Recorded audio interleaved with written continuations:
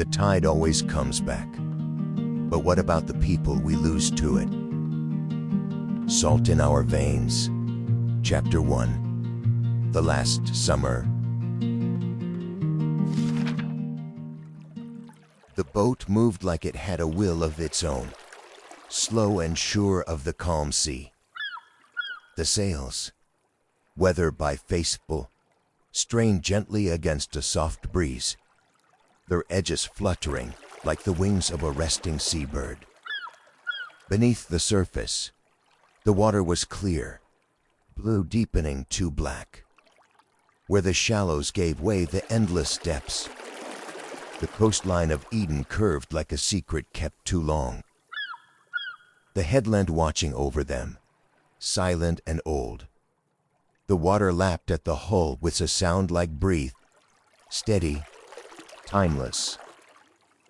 Eden was the kind of town that clung to the edge of the world, where the streets ran narrow between buildings, weathered by salt air, and fishing boats outnumbered cars.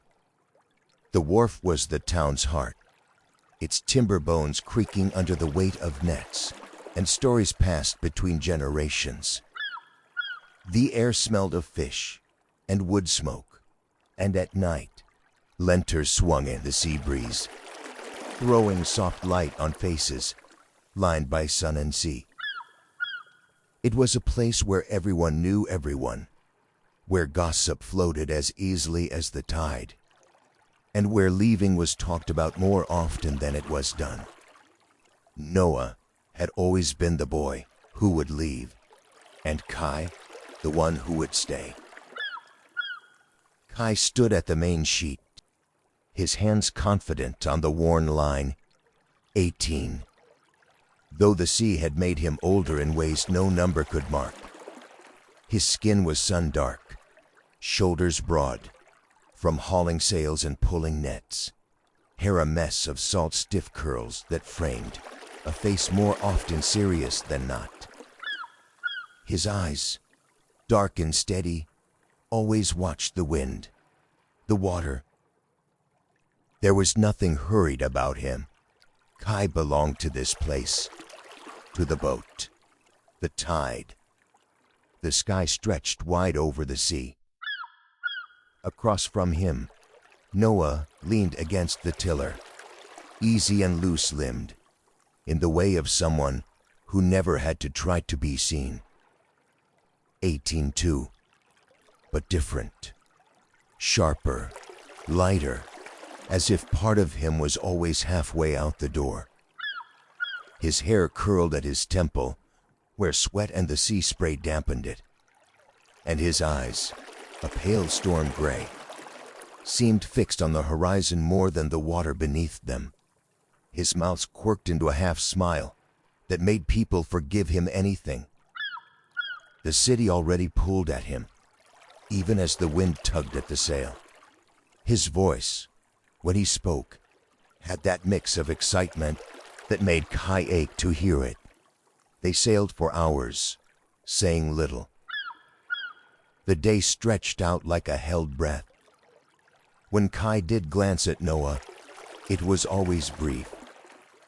Afraid if he looked too long, he'd give himself away.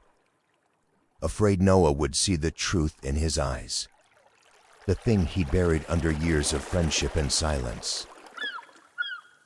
The wind shifted, lifting Kai's hair, bringing the scent of seaweed and wood smoke from the shore. He watched Noah in the fading light, a boy he knew better than himself, and the stranger he couldn't hold on to. The ache settled in his chest, like an anger dropped too deep. No wind in the city, Noah said, voice low. He didn't look at Kai. Kai kept his gaze on the sail. Not like this sea. Noah's laugh was soft, almost sad. Yeah, not like this sea. A gull cried, far off. They sailed until the stars began to prick the sky, the horizon blurring into dark.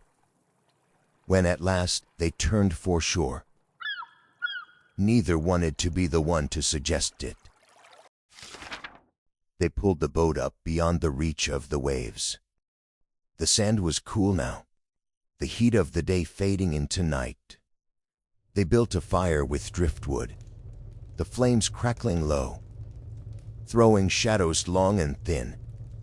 Kai sat with his arms around his knees, watching the sparks rise and die. The firelight painted Noah in golden shadow, made him look older. They talked in low voices, of the first time they sailed this boat alone, of nothing that mattered and everything that did. Their voices wove through the sound of the surf, the night wrapping around them. Noah dropped beside him, close enough that their shoulders brushed, close enough that Kai could feel the warmth of him, the weight of what was unsaid. "Big sky here," Noah murmured. "Won't see that in Sydney." Kai wanted to tell him not to go, wanted to say it so badly it hurt, but he didn't. Instead, he nudged Noah's foot with his own, forced to grin. "Don't forget it." Noah turned to him, eyes dark in the firelight, mouth parted like he might speak, might close the space between them. The world held its breath. The night seemed to still around them, as if waiting to. Noah's hand lifted, almost without him knowing, and his fingers brushed Kai's. Tentative at first, then lingering, just enough to make the moment feel like it was theirs, like it had always been meant to be. Kai's eyes didn't move away, locked on Noah's, dark and steady, as if looking too long could somehow make the night hold still and keep them there forever. And then the wind shifted, the fire spat, and Noah looked away. The moment slipped through Noah's fingers like water. Morning came pale and quiet. They pushed the boat out one last time. Kai watched Noah at the helm, every line of him, every movement. He tried to memorize it, knowing it wouldn't be enough. The sea was soft beneath them, a mirror to the empty sky.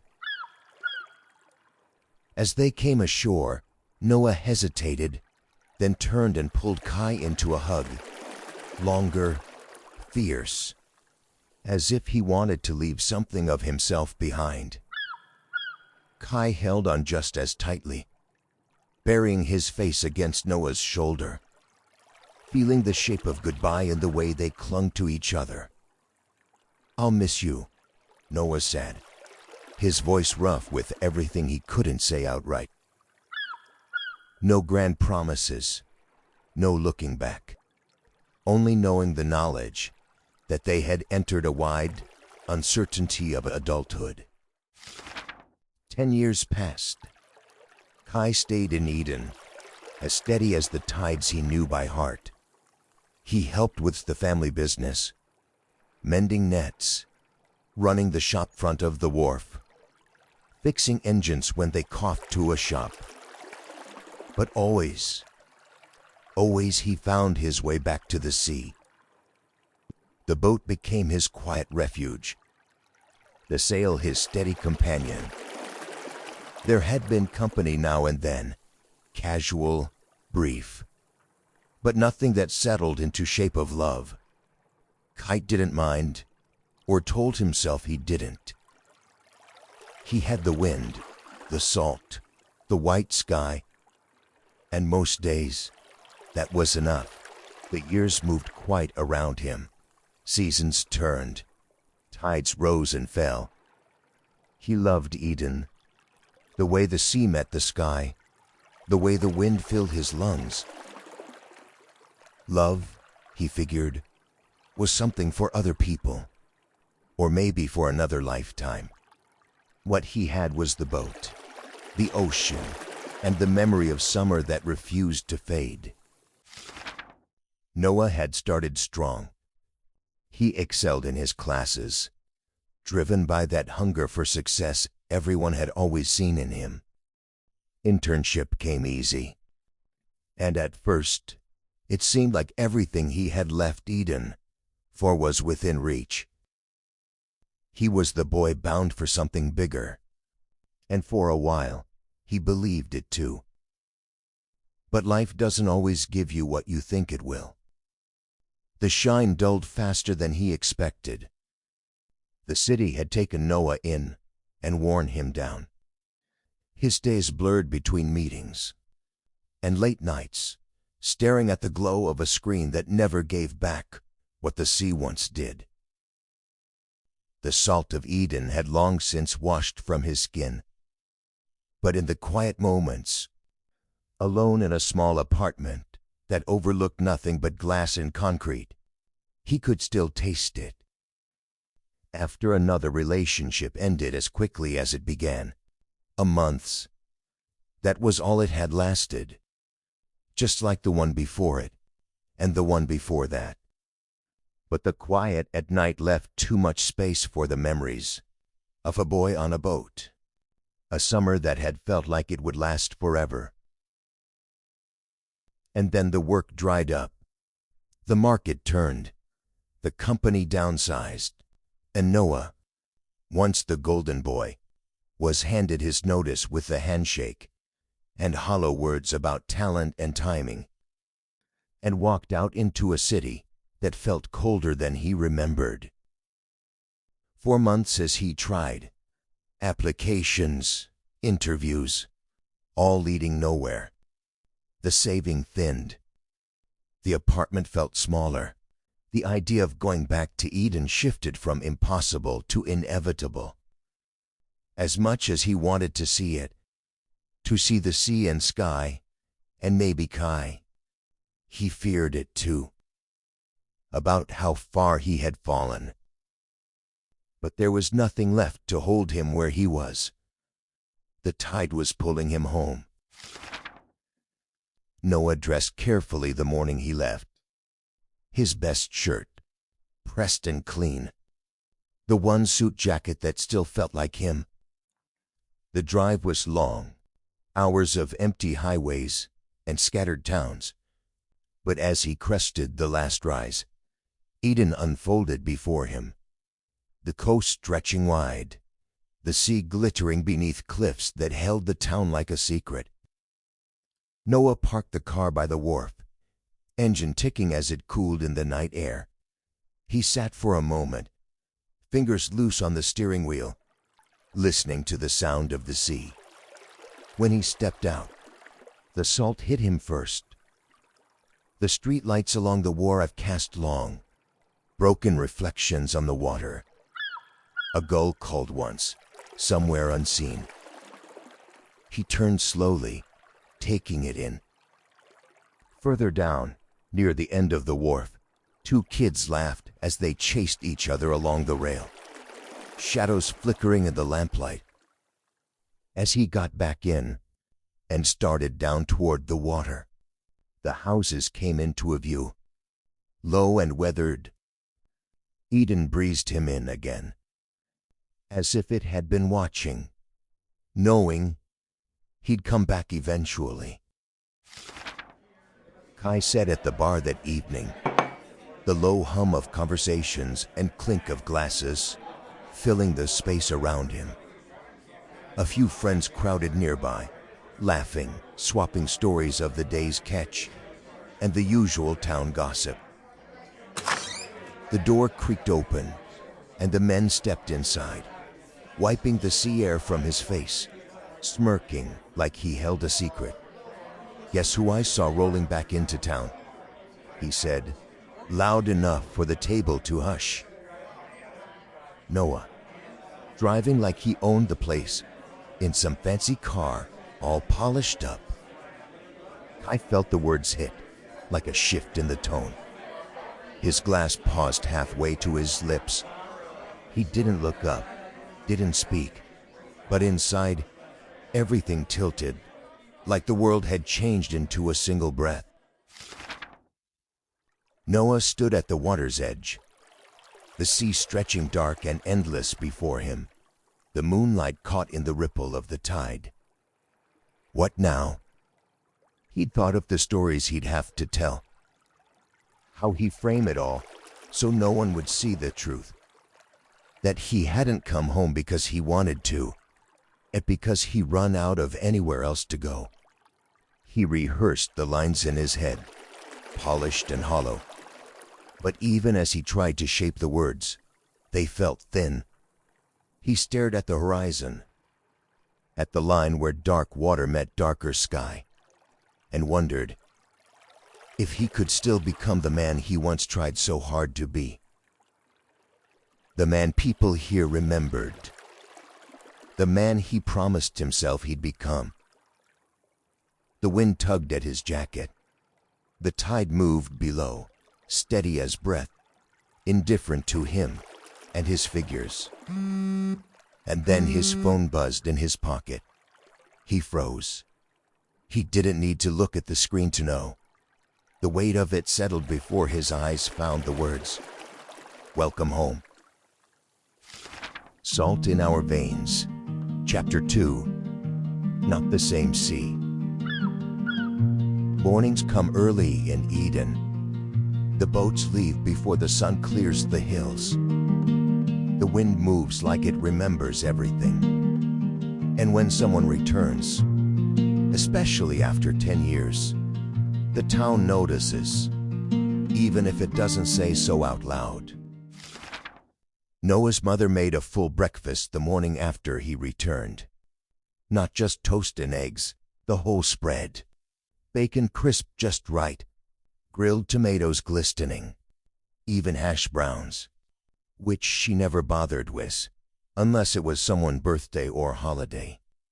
The kettle whistled twice. She pulled out the good plates, poured juice into the glasses they use for guests. She never said she missed him. She didn't need to. They ate together with a kind of practiced politeness. Afterward, Noah offered to wash the dishes, but his mother waved him off. Noah nodded, stepped out the front door, and into the wind. The town of Eden didn't sleep in. By the time he reached the main road, the boats were already gone. Pushed out into the bay was the kind of purpose only people born to the sea understood. Somewhere out near the headland, a gal cried once and disappeared into the wind. The cruise ship hadn't arrived yet, but the town knew it would. You could feel the shift, the face Eden put on for the day. A little more upright, a little more polished, still the same, but trying just a bit. Noah walked past the bakery, the scent of sugar and heat clinching to the open door. Two old women stood near the window display, half watching him. "That Noah?" one said, not quietly. "He's taller," the other replied. "Didn't he go to Sydney?" "No, it was Adelaide." "Same thing." Noah didn't turn, just kept walking, hands in his pocket. But something curled in his chest, not quite embarrassment, not quite regret. Something quieter, like being remembered and mistaken at the same time. Down by the wharf, a group of kids clustered around an older man holding a knot of rope. He was showing them how to tie something. One of the boys shaded his eyes, looking farther down the dock, and called out towards someone out of view. "Kai, you coming?" No, I stopped. Not because of the name, but because of the way it still ended. Deep, uninvited, unchanged. He didn't turn around, didn't need to. The breeze shifted, and somewhere behind him, footsteps moved along the dock, slow, measured, certain. Noah didn't move right away. He let the voice behind him blur into the breeze, and only when the footsteps slowed beside him did he finally glance over. Kai stood there, 10 years later, and still somehow unmistakable. but older, not just in the way his shoulders had filled out, or the stronger line of his jaw, or the quiet steadiness in the way he stood. It was something else, something in the eyes, in the set of his mouth. The boy Noah remembered had always carried silence like a shield, but this man carried it like it was simply part of him. His curls were shorter now. His skin was darker, like the sea had claimed him even more deeply. His hands looked the same though. Kai looked at him and nodded. It wasn't a smile, but it wasn't cold either, just honest. Noah swallowed. He planned to say something else, but what came out instead was the truth. Sorry I didn't text back. Kai didn't answer, didn't need to. His eyes did enough. They stood in the morning light like that, saying nothing. One of the kids from the group called out, "Kai, what's taking you?" And just like that, the moment crept open. Noah stepped back, his hand brushing the edge of the dock rail. "I have to go," he said quietly.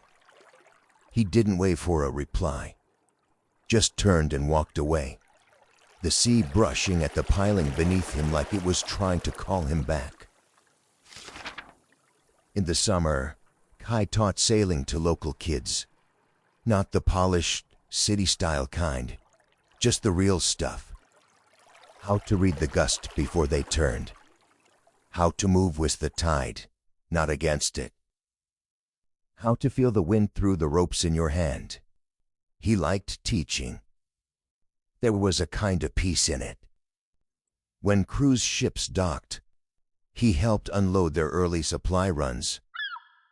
In the off-season, when the tourists thinned out and the air turned sharp, he worked with his family's fishing boat. The town knew him, trusted him, called him solid, and he liked it that way. It kept people from asking questions. But sometimes in the brief space between supply drop-off and the ship pulling out again, there were looks, quiet ones. Sometimes a glance would catch, the kind that held a question, just long enough to be answered. And if Kai saw it, if it felt right, he gave a small nod and point, casually, toward the path behind the fishing cottage.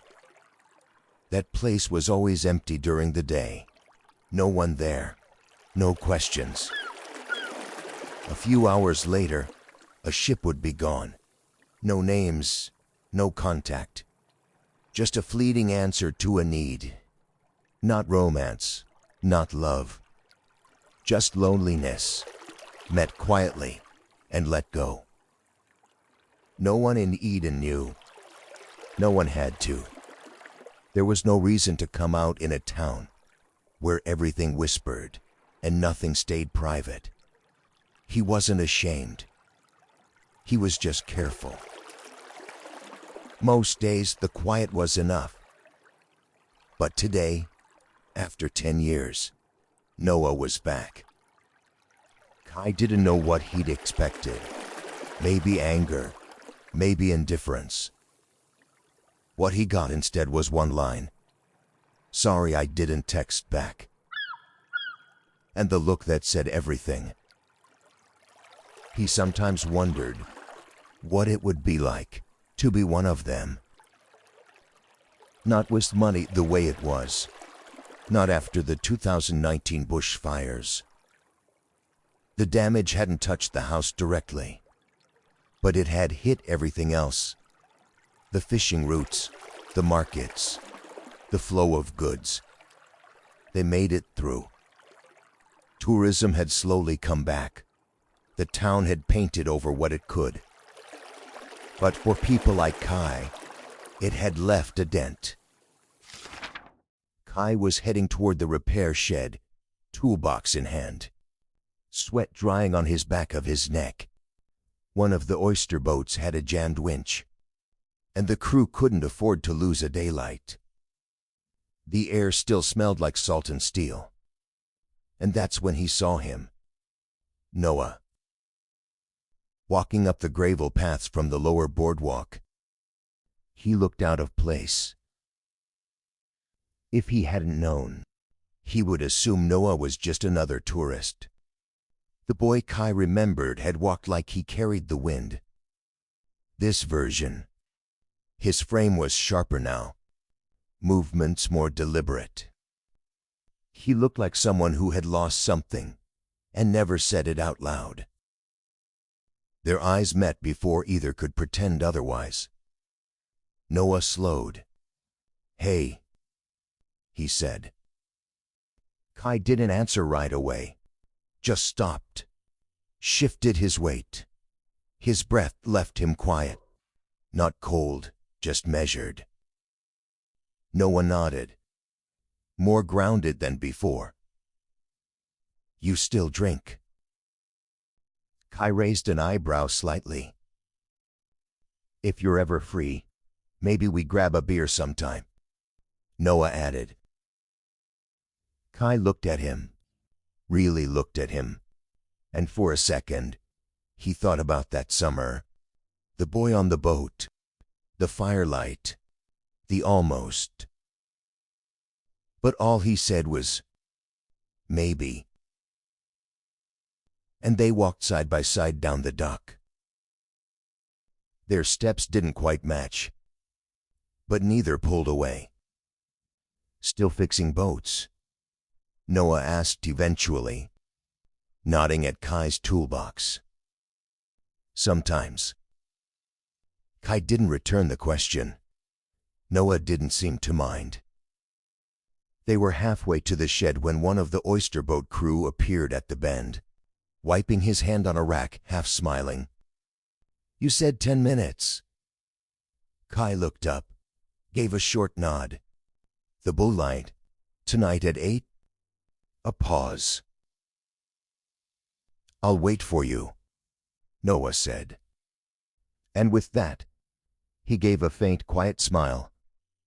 Not expectation, not pressure, just the line tossed out into the tide, and walked away.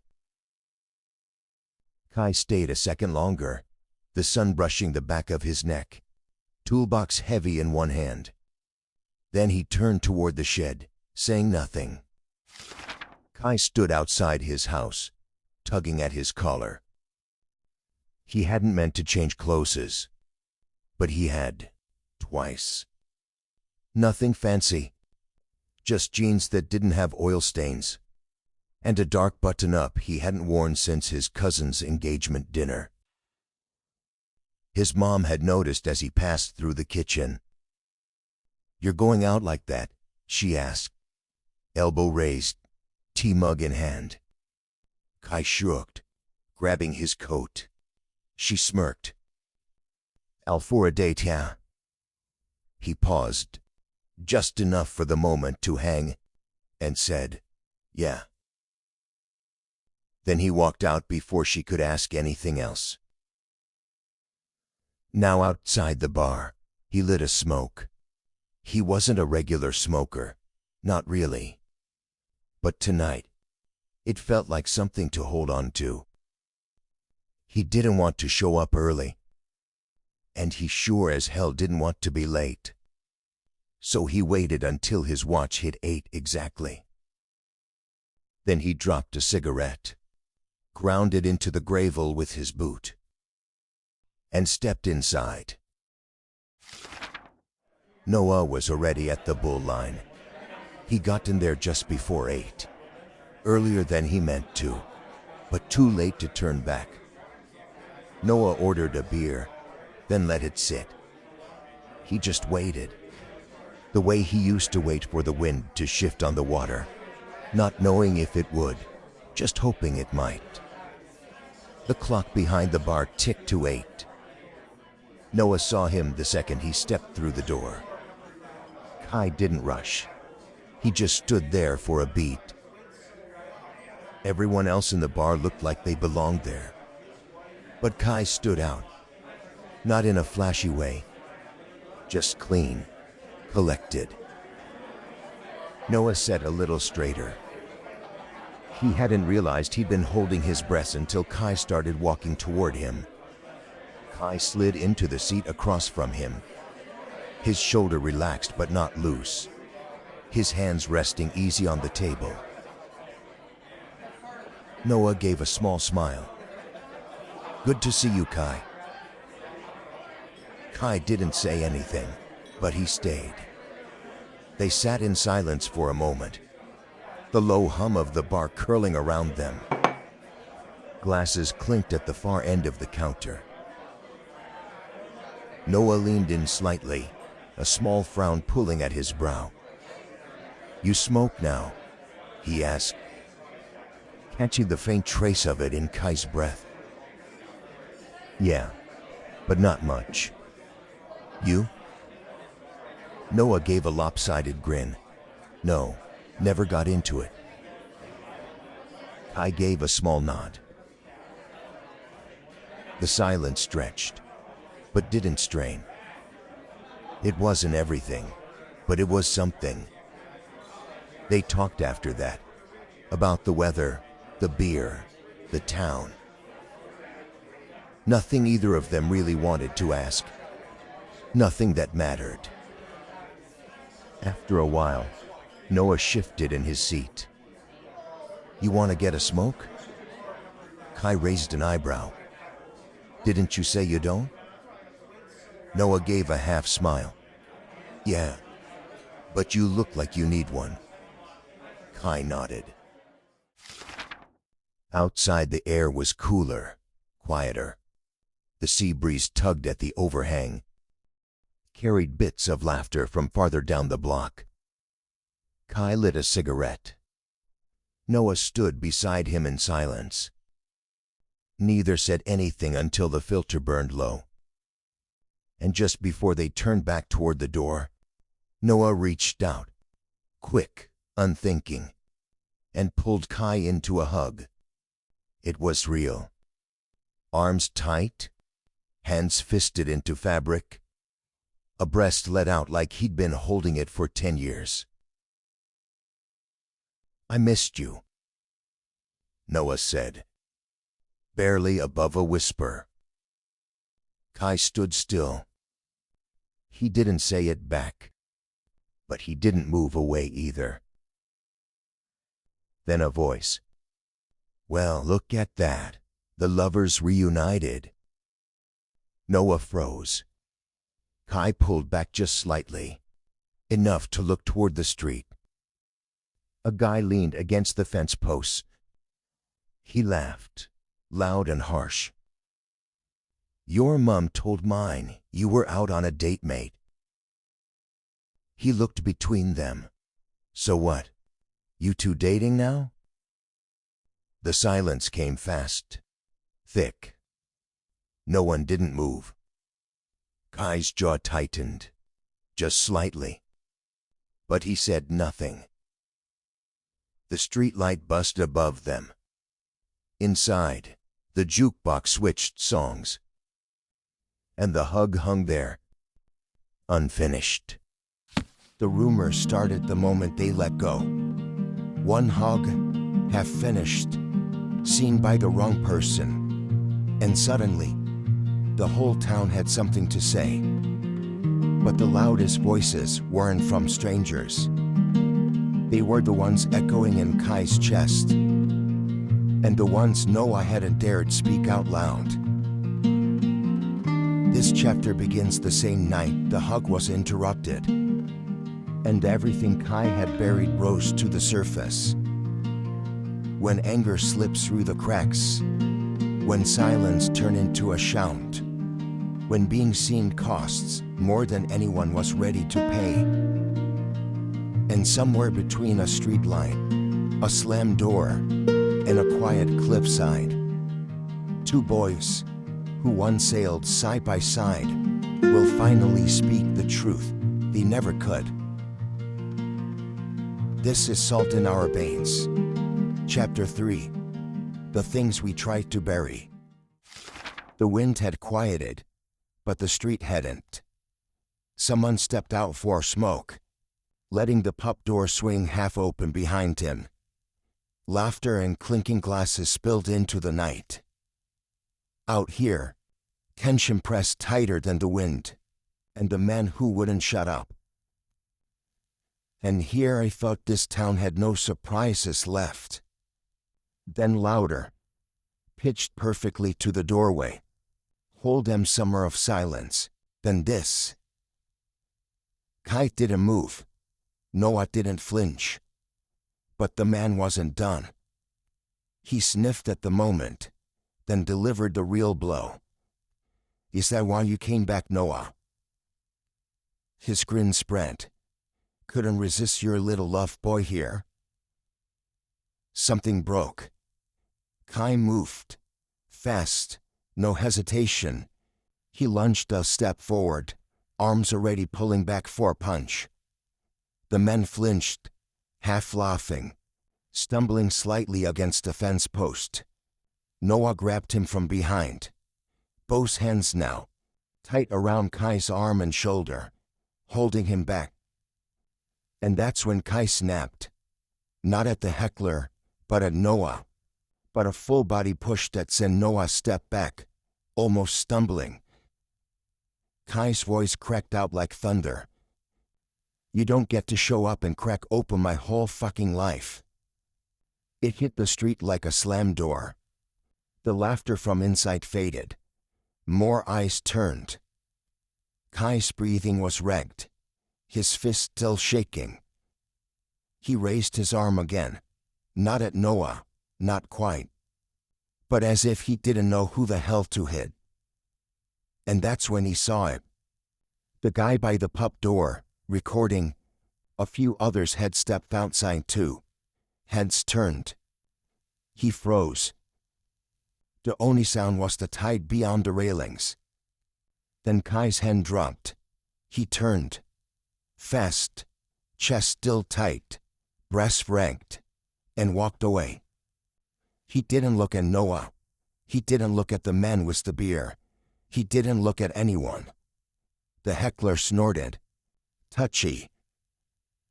Kai turned the corner and disappeared into the dark.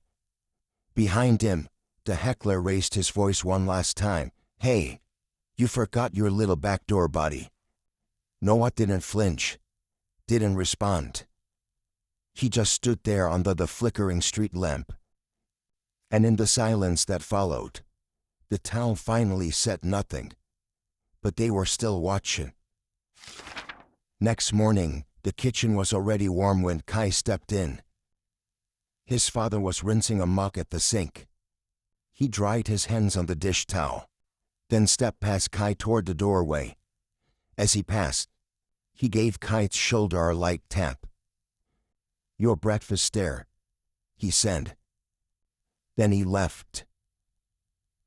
Kai sat down. The second plate was still steaming, but he wasn't hungry. He stared at it, picked up the fork, set it down again. His mother wasn't in the house. She'd left early. Grocery run probably. Or maybe she didn't want to be there when the silence started.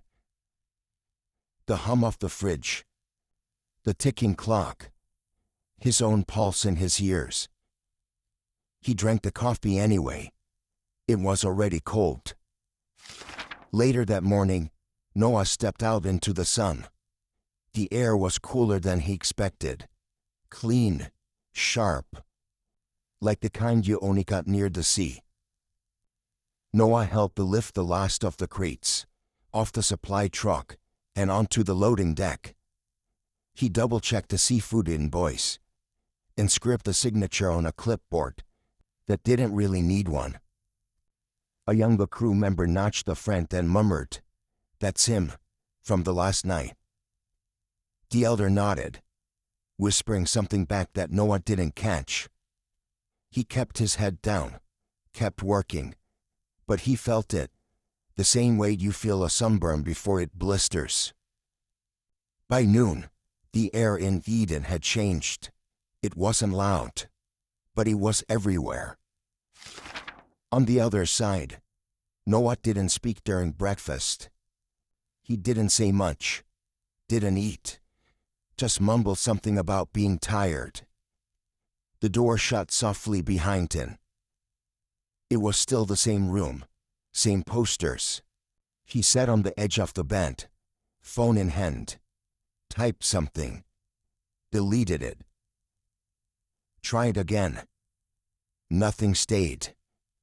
Eventually he set the phone down face first and stared at the ceiling.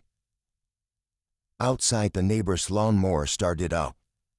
Inside, the silence drenched. Then a gentle knock on the door. "How long you in town for, love?" His mom asks through the wood, voice warm. He didn't respond. "Thought maybe we could head down to the clubhouse," she added. "Sunday brunch, like old times." Noah swallowed. "Yeah, sounds good." But he never answered her first question. Later that afternoon, Noah stood at the gate to Kai's house. He hadn't knocked, hadn't texted, hadn't even moved in the last 10 minutes.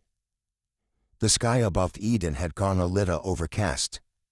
Not enough to rain, just enough to quiet everything. He didn't know if Kai would want to see him. Didn't know if showing up made things worse. But he came anyway. Because guilt wasn't the only thing pulling him here. It was something quieter and heavier. A car passed on the street, slowed, just a little. The driver glanced over, not a greeting, just that small town look, curious, suspicious. Noah looked down at the gravel. Time to leave. He turned back toward his car, hand already half in his pocket, when tires crunched behind him. Kai's mom pulled into the driveway. He froze.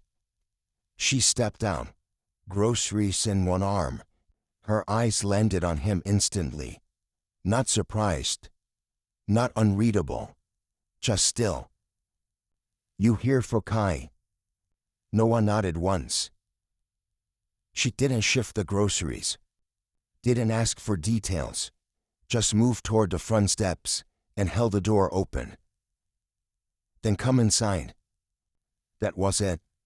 No questions, no judgment, just the door that didn't close. Noah followed. Inside the house, Noah stood by the kitchen door, unsure where to place himself. Kai's mom set the bag down and unpacked in silence for a moment.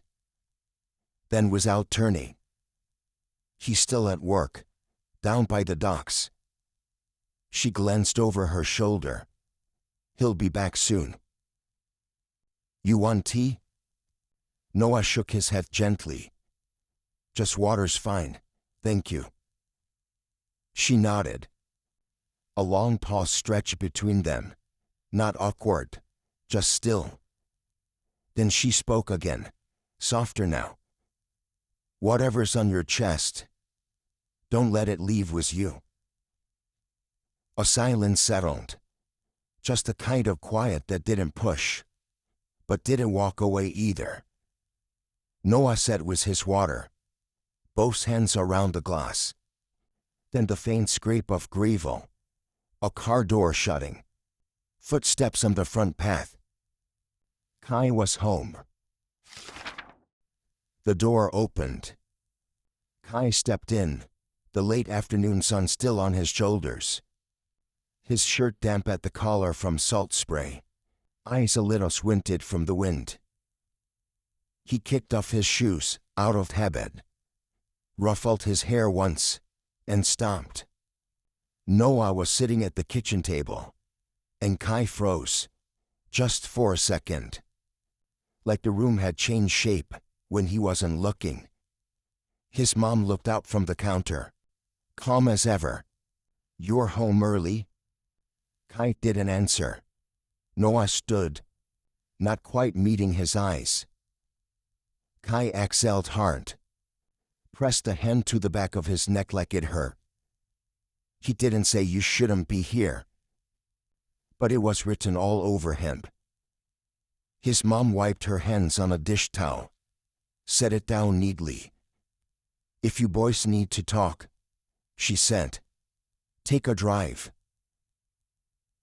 She didn't ask what happened, didn't push, just turned and stepped out of the kitchen, giving them the one thing they hadn't had since last night. And this time, the silence between them was theirs. The car ride started with nothing but the hum of tires and the rhythm of passing wind. Noah stared out the window. Kai kept both hands on the wheel. They didn't play music, didn't ask where they were going. But Kai turned off the main road, past the old campground, and followed the narrow third pass. It was a place they used to come, before they knew what to call the thing between them. Now it was just the quiet and the sea. Kai parked, didn't kill the engine right away. For a few seconds, neither moved. Then he cut the ignition. The stillness pressed in. Outside, gulls cried somewhere in the distance. The horizon stretched open and wide. Noah got out first. Kai followed, slower. The cliff dropped into the gray-blue water below, wind curling at the edge like it remembered their names. "Why'd you come back?"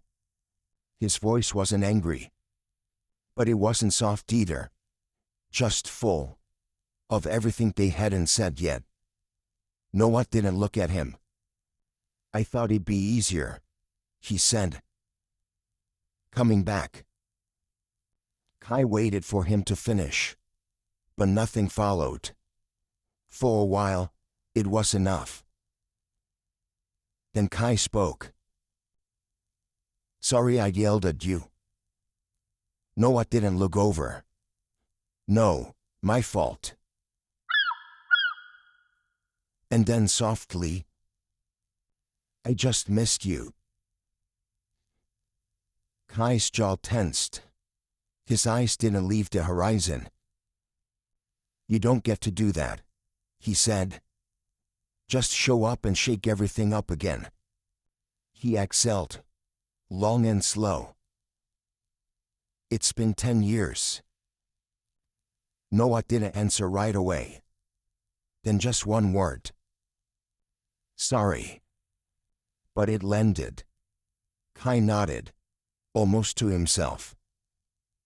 They stood a little longer. Then, without really meaning to, Kai sat down on the old bench, tucked in the rocks near the edge. Noah joined him. The wind softened. Kai leaned forward, forearms on his knees. He didn't look at Noah, but he didn't pull away either. The silence stretched, just enough. Then Noah spoke. It wasn't just a visit. Kai didn't respond. "Told people I was here for a break. But the truth is," he exhaled, gaze fixed on the horizon, "I got laid off 3 months or so ago." Kai finally turned toward him. "Why didn't you say?" Noah offered the faintest smile, tired, honest. "Because I didn't want to show up here like a wreck. Didn't want you to think I came crawling back."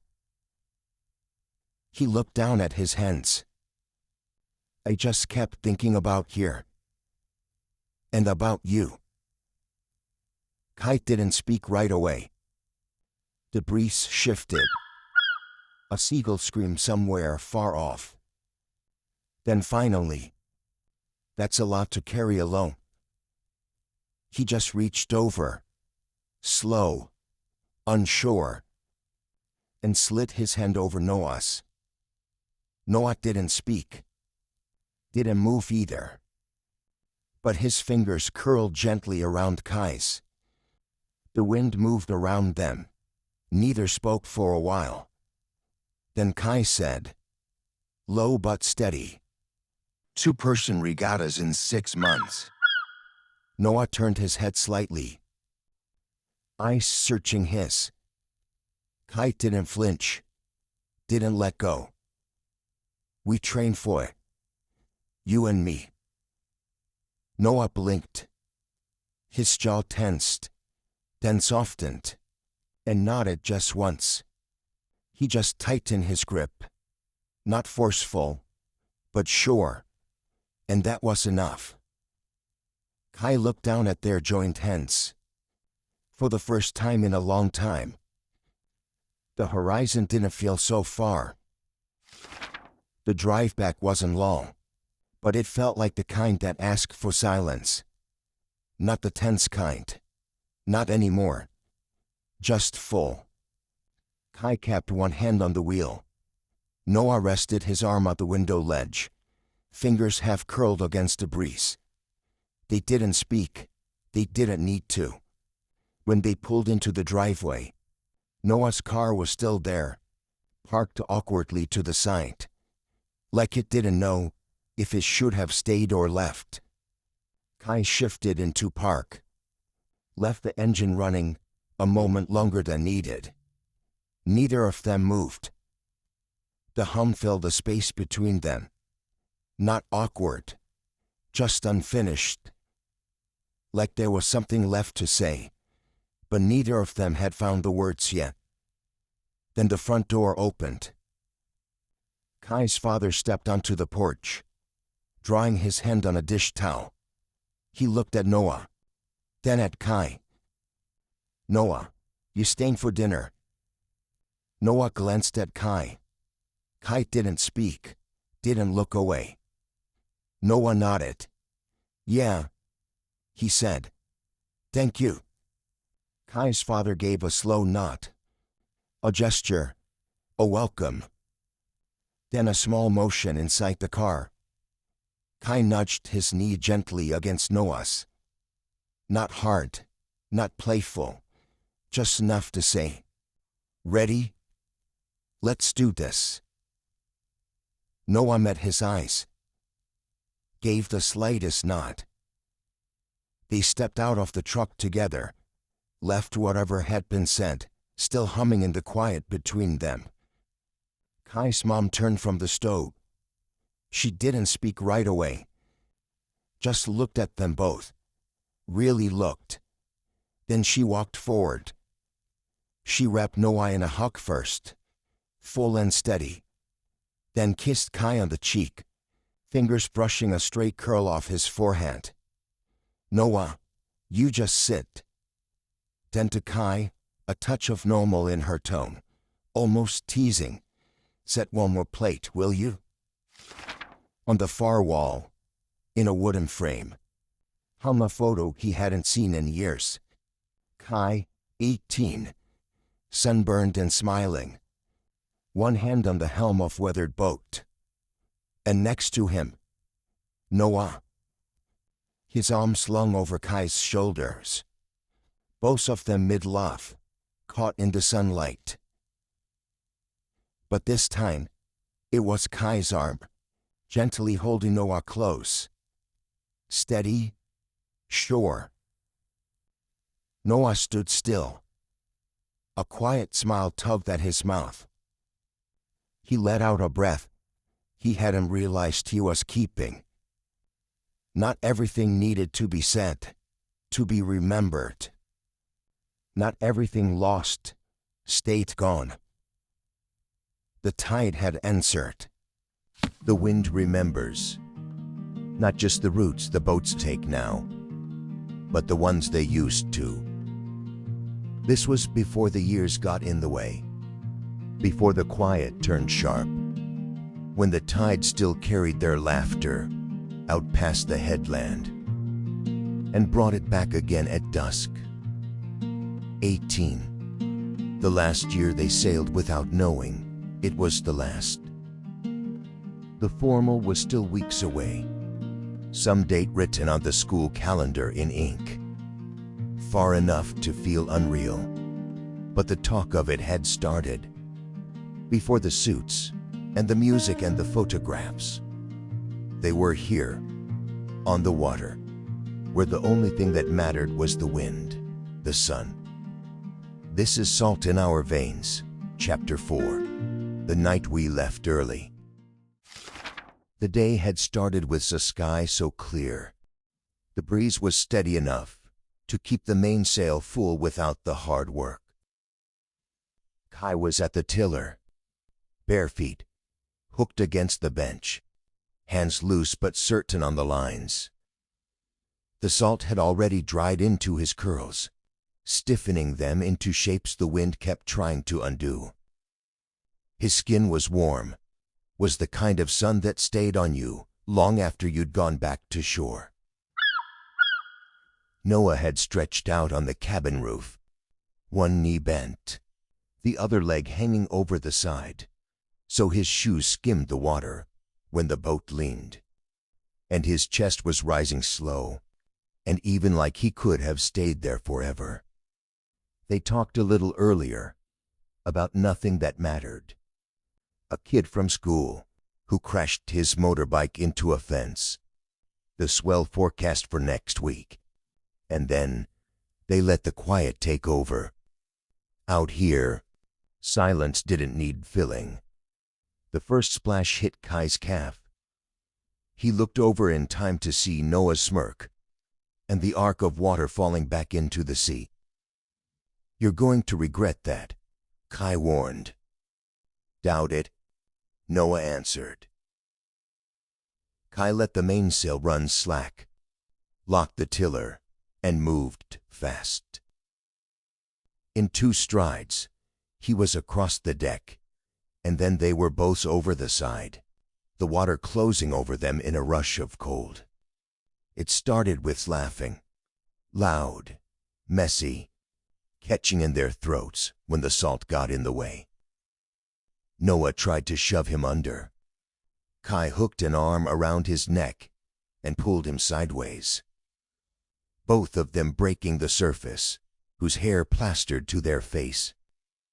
They grappled, splashing hard enough to rock the boat, their hands finding ribs, shoulders, anything they could grip. The laughter didn't stop, but it changed, got shorter, breathier. Each time they came up, the space between them felt smaller. Kai went for Noah's shoulder again. Noah twisted, their chests colliding for a beat longer than needed, before they sank under together.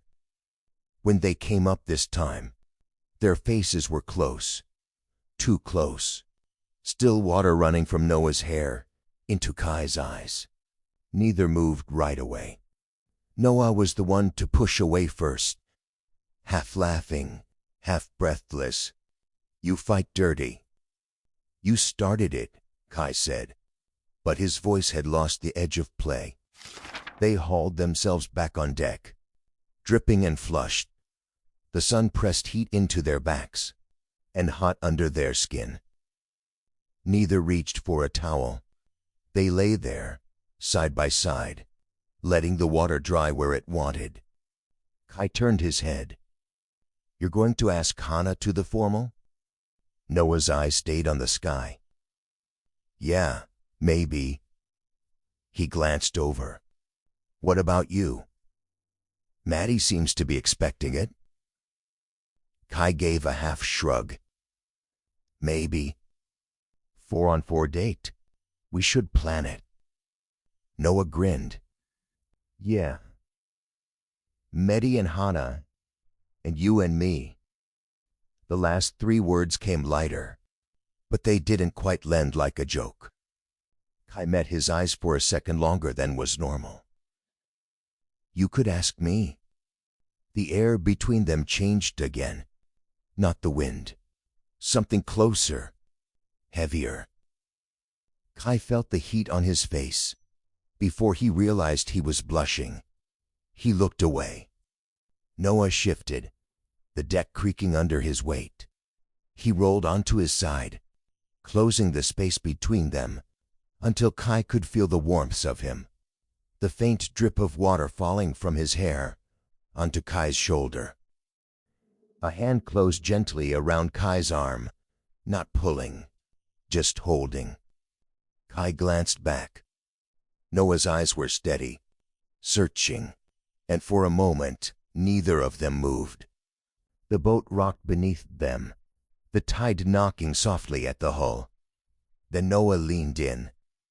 The kiss was unpracticed and salt-sweet, their mouths meeting just long enough to be sure if it was real.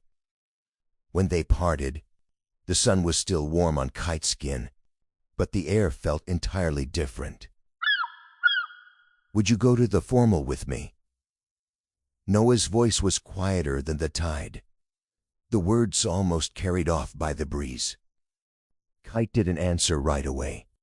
He let the taste of salt linger, the boat drifting forward on the same wind that had brought them here, even if neither of them knew where it would take them next. By Monday, the water had already changed. Not the tide. In Eden, news moved like that. Small at first, then rippled just off the shore. Then wider, catching on pilings and passing boats. Until everyone had heard it without anyone admitting they said it. Kai saw it in the way people looked at Noah that morning. By lunch he knew why. Hannah was standing by the lockers, one hand covering her face, the other clenched around the balled-up tissue. Her friends circled close, murmuring low. Noah didn't break stride. His expression didn't change. But Kai, watching from the other end of the hall, caught the way his jaw tightened before he turned a corner. Later, outside by the canteen, Maddie found him. She didn't start with hello. "So are you asking me or not?" Kai shifted his weight. The sun pressed heat into his back. She crossed her arms, feet planted like she had all the time in the world. "Don't keep me waiting." "I'm not." "You are," she cut in. "And I'm not moving until you give me an answer." There was no teasing in her voice, just a stubborn certainty of someone used to getting what she wanted. Kai let the silence stretch, but she didn't budge. Eventually, he let out a breath. "Would you go out with me?" Her expression softened. "Not much, but enough." "Thought so." She stepped back, already turning away. "Don't make me regret it." Kai found Noah after last bell. "I asked Maddie," Kai said. "I'm going with her." Noah's mouth curved, half smirk, half challenge. "Aren't we?" Kai met his eyes. "We are." That was enough to bring the grin out fully. Then lowering his voice, "So after the formal's over, we fake food poisoning." Kai blinked. "Food poisoning?" "Yeah. Clutch your stomach. Look green. I'll back you up. Then I'll get sick too." Kai snorted. "That's your genius plan." "Better than staying for the last slow dance," Noah said. "So you tell your mom you're staying at mine. I'll tell mine I'm staying at yours after the formal." "Easy," Noah said, already picturing it. "And we stashed the bikes at the docks earlier in the day," Kai added. "Soon as we're sick," he made air quotes, "we head straight there, grab our gear, and head to the cliffs." Kai laughed again, shaking his head. "We should probably rehearse the throwing up part." Noah smirked. "You can do that at home." Then after a beat, he leaned just a little closer, voice lower.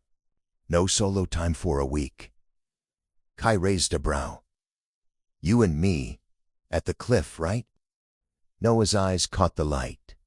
and the grin softened into something else. Yeah, you and me. Then without another word, he pushed off the railing and started toward the quad, where Hannah was standing with her friends. Kai watched him weave through the knots of students, stopping just short of her group. Noah dropped to one knee, dramatic enough to turn heads, and said something Kai couldn't hear. Hannah's hand flew to her mouth. Noah glanced back across the yard. The wink was quick, but his hand lingered low as he stood, fingers brushing across the front of his jeans, in a casual adjustment that wasn't casual at all. His mouth curved, just enough for Kai to know it was meant for him, before he turned back to Hannah, leaving the heat of it hanging between them, like a secret only they knew. The hall at the community center felt too bright, too crowded. Maddie had a firm hold on his arm as they moved through the clusters of laughing voices and clicking cameras. She kept him in place for photos, made sure his tie set straight, leaned close when she wanted to be heard. Across the room, Hannah was smiling at something Noah had said. The glance Noah gave him over her shoulder was brief, but enough to send a quiet charge. During the second slow song, Maddie's heel caught the side of his shoe. "Where are you looking?" she muttered. Kai blinked. "What?" "At me." She pulled him closer, one hand tightening at the back of his neck. The song ended. Another slow one started. Noah was already near the refreshment table when Kai drifted over, pretending to be looking for water.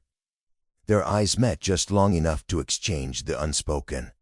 It was time. Kai hesitated. The plan sounded easy when they whispered it on the reeling days ago. But now, under the warm glare of the overhead lights, with 100 faces around them, he couldn't quite bring himself to double over and fake it. Noah read it instantly. His hand went to his stomach. A small sway, then a low, convincing groan. "You okay?" someone asked.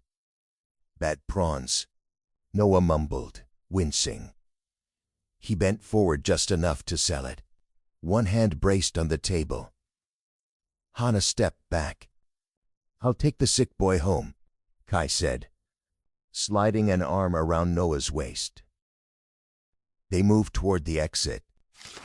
Noah straightened as they reached the street, the corner of his mouth twitching like he couldn't help it. Kai didn't laugh. Not yet. The real night, the one they'd been planning, hadn't started, but it was close enough to taste. Noah was already unlocking his bike, the metal chain rattling against the frame. The bikes clinked as they wheeled them out toward the road.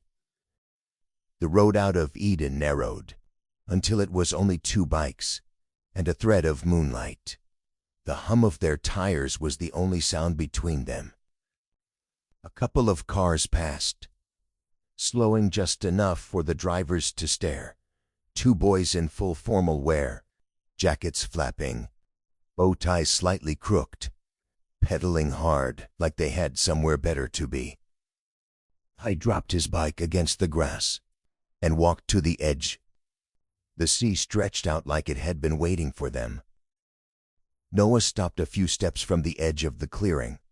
"Close your eyes." Kai gave him a look. "What?" "Close them," Noah insisted, "and don't open till I say." Kai rolled his eyes, but obeyed. The night air cool against his skin. He heard the sip of the small bag, the shuffle of shoes over the grass. After a few minutes, "Okay, open." Kai opened his eyes to see the clearing transformed, soft golden light spilling over the grass. A small speaker perched beside Noah's back. Noah pulled out his phone. "Stand here. I want one picture before we ruin our ties." Kai grinned. I only brought the condoms I found in my brother's drawer. Noah's eyebrow went up, the corner of his mouth twitching. Okay, before that, one last thing to do. He tapped his phone a few times, and music spilled into the night. Then he kneeled. Would you dance with me? Kite didn't answer with words. He just stepped forward. The first few moments were slow, tentative, shoes shifting in the grass. Then Noah's hand found the small of Kite's back, and Kite's palm pressed over his shoulder, pulling them closer. Heat built between them, the kind that made bow ties suddenly feel too tight, jackets too heavy. They moved in tighter circles, the space between them barely a breath wide. A passing car on the distant road slowed for a second, maybe staring at two boys in formal wear, holding each other under the stars. Kai didn't care. The music swelled, and Noah's thumbs traced the edge of Kai's spine. Kai's heart kicked hard in the chest.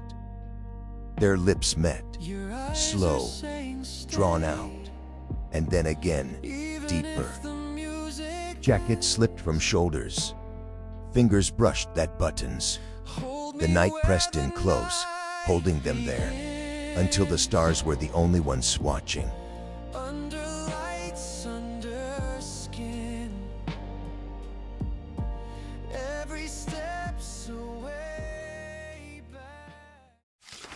By the next morning, the story had already changed. That was how it worked in Eden. Something small spotted, and retold until no one remembers where it began. Someone had seen them at dawn. By lunch, it had turned into, Noah got sick. Kai took him home. They didn't come back until morning. Kai brushed it off when he heard. But Noah seemed to hear it differently. His eyes caught on the way a few kids looked up when they passed in the hall. Too quick to be casual, too quiet to be nothing. After lunch, they slipped behind the gym. The shade felt cooler there, but the air between them was not. Noah's gaze fixed somewhere far past the chain. Kai kept close, but didn't push. They sat on the low steps, shoulders nearly touching, watching gulls wheel over the field. Somewhere in that stillness, Kai decided on summer. A long ride. A tent pitched where the waves could be heard all night, before anything else could get in the way. You want to go camping this summer? Kai asked finally, trying for casual. Before you head to uni? Noah shook his head. Family trip, a few weeks. He glanced sideways, a half smile pulling at his mouth. But maybe we could take the boat out, go sailing instead. Kai looked at him for a long moment. The weed between them still there, but softer now. Yeah, he said. Sailing sounds good. Kai waited for Noah that summer, for the call, the text, the day they'd take the boat out like they said. But each time, the plan slid back a little farther. Weather, family, something else. The waiting became its own ache, stretching out the weeks until it felt like the season might end, without them setting sail at all.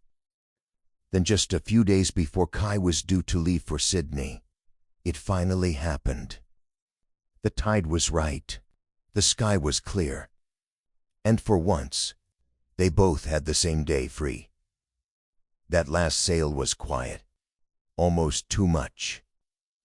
The kind of quiet that pressed in around the sound of the wind. Neither of them said it then, but they both knew. This was the day the 10 years apart began. The memory loosened its grip only when the porch light of his parents' house came into view. They found themselves standing outside, in almost the same air, but heavier now, I still have that little ballroom light. You're kidding. Kai shook his head. Hard to forget the wait after. For a moment, the wait between them wasn't about the 10 years, or the things they left unsaid. Just the memory of that night, when they'd been young enough to think the world could wait. The corner of Noah's mouth moved again, softer this time. I didn't mean for it to be like that. I know, Kai said quietly. They stood there, letting the space between them hold what they weren't saying. The ache of that summer, the way the rumors had followed them, the shame neither had wanted to admit. Kai's gaze drifted toward the dark street. We were just kids. Yeah, Noah said. And now we're not. Noah's gaze flicked toward his car, then back to Kai. He stepped closer and pressed his lips to Kai's. Just enough to remind them both it hadn't gone away.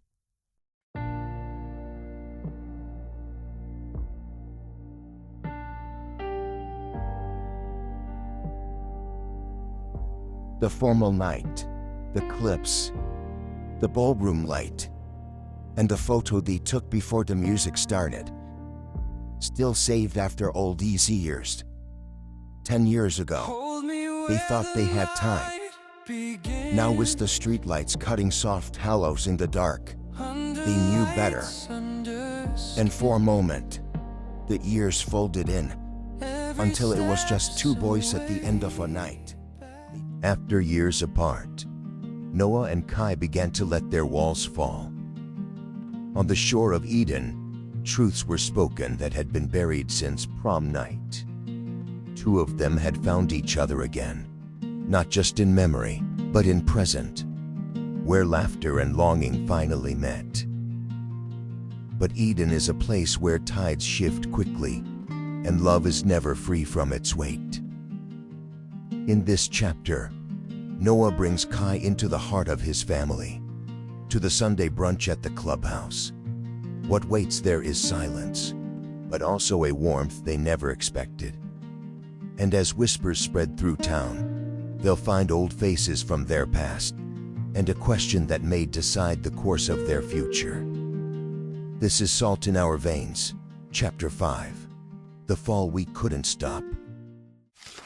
The mirror above the porcelain sink caught them both, side by side, as though the years had folded and left them standing there, the way they always should have been.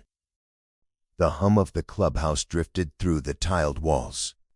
Clinking glasses, muffled laughter.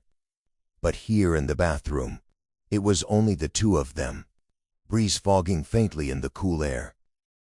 Kai gripped the edge of the counter, knuckles pale. His shirt felt too stiff, his collar pulling at his neck, every part of him screaming that he didn't belong here. He tried not to meet his own reflection, but Noah's was impossible to ignore. Calm, steady, his presence filling the space like a tide rising beneath him. Breeze, Noah murmured, leaning just close enough that his shoulder brushed. His hand reached up, smoothing the collar that Kai had tucked half loose. With a small grin, he straightened it. Kai's chest tightened, but not from nerves this time. Their eyes met in the glass, hesitation giving way to something braver. Noah leaned in, slow enough for Kai to stop him, but Kai didn't. Their lips touched, soft and certain, the kind of kiss that said more than words could carry. Not desperate, not stolen, just right. When Noah pulled back, his hand lingered, fingers sliding into Kai's hair. He smoothed it back gently. Better, he said softly, as if the small touch had fixed more than just Kai's hair. Kai let out a breath he hadn't realized he was holding. The reflection staring back at him still looked like the same man, warm by sea and silence. But under Noah's touch, he felt different, lighter, anchored. They stepped out together into the corridor, the murmur of Sunday voices growing louder with each stride. The double doors opened onto the dining hall, and the tide of the town's gaze lifted toward them. And at the far end of the room, Noah's mother was already rising from her seat. The clink of silverware softened as the two of them crossed the dining hall. Some heads turned, whispering curling like smoke at the edge of tables. But the sound of it dulled under the swell of piano notes drifting from the far corner. For Kai, every step felt heavier, as if the floor itself demanded proof of his place here. And then Noah's mother was there, arms outstretched, her smile pulling the air into something lighter. She kissed Noah's cheek, then turned to Kai as though he'd always been part of her family. "Kai," she said, voice warm, deliberate. "It's about time you came with him. Sit.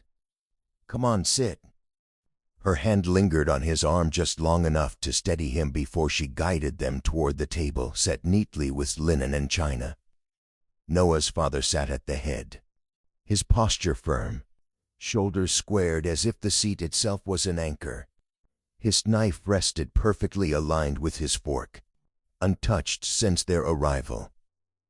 Kai lowered himself into the chair opposite Noah's father, every muscle braced for the weight of silence.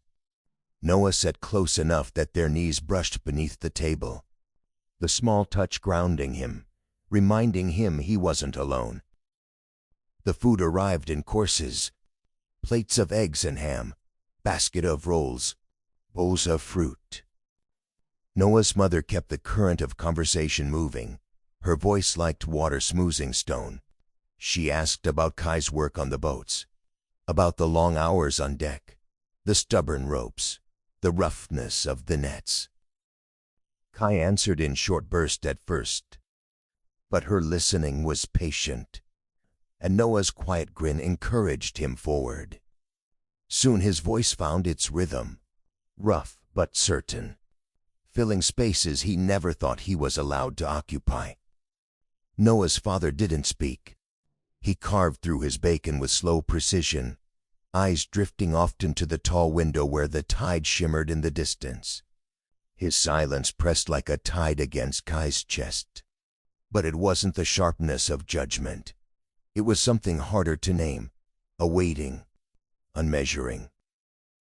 Kai shifted, fingers curling beneath the table, but Noah's hand brushed his, steady and warm, as if to say, "You belong here."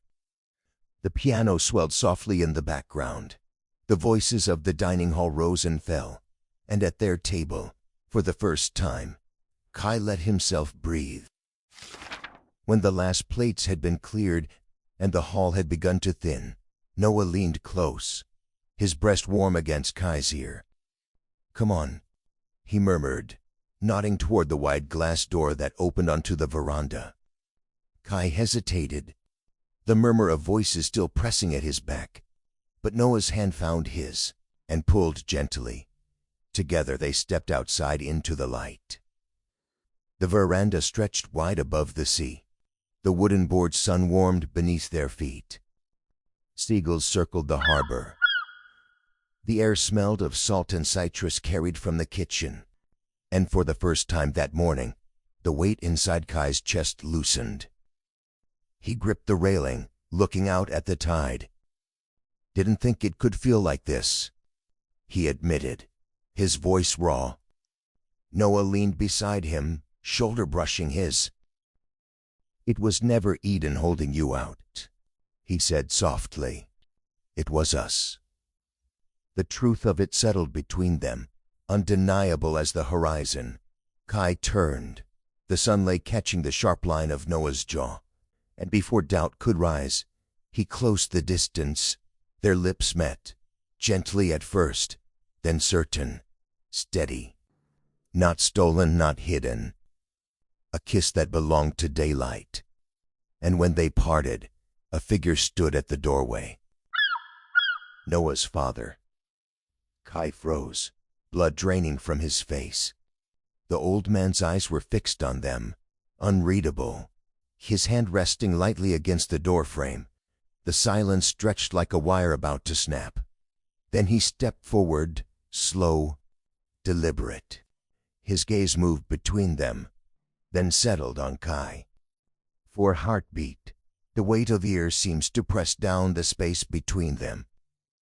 "About time," he said at last. His voice low but steady, he placed a hand on Kai's shoulder.